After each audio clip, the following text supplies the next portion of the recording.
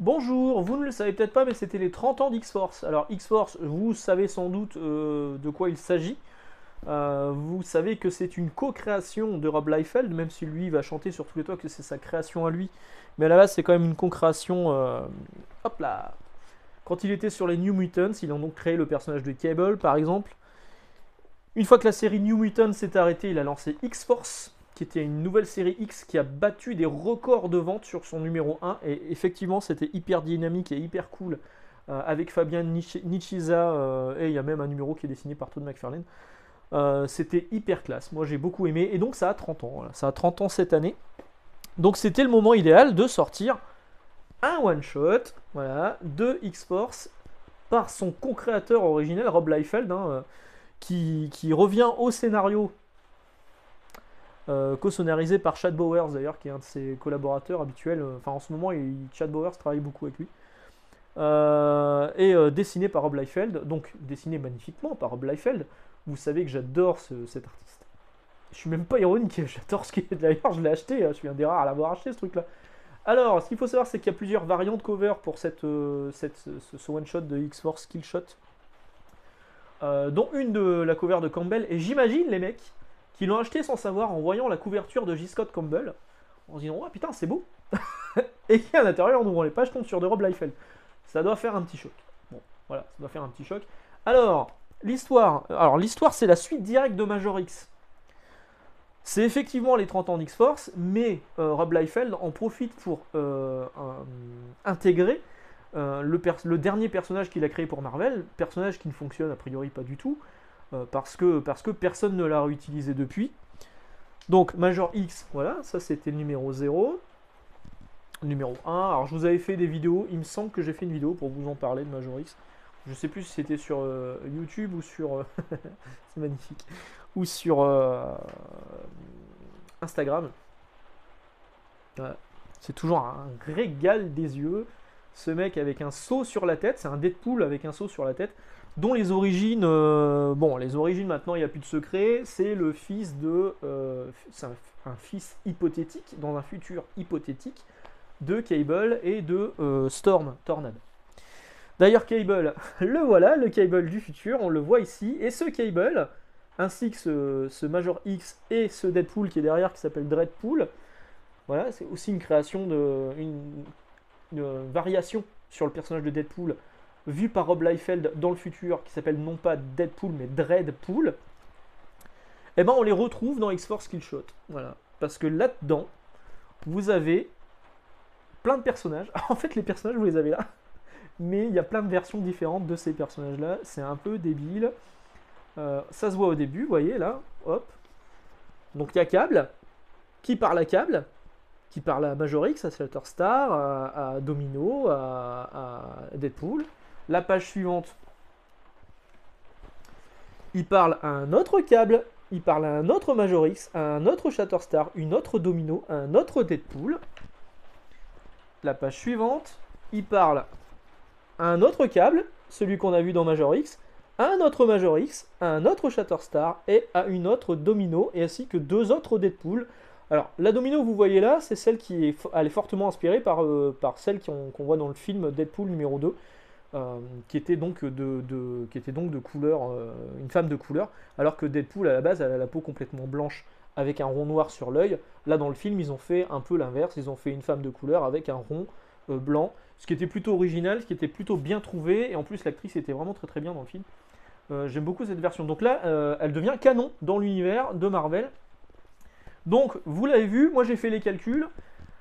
À l'intérieur de ce comics, il y a 4 versions différentes de Cable, plus Strife, parce que Strife est le grand méchant. Strife était aussi le grand méchant dans X-Force au tout début, avec la création du Mutant Liberation Front, le front de libération mutant. Donc ça veut dire qu'il y a... Et Strife est un clone de Cable, et donc ça veut dire qu'il y a 5 versions de Cable. Il y a 3 versions de Major X. On dirait les Power Rangers parce que la seule différence c'est la couleur du casque saut qu'ils ont sur la tête.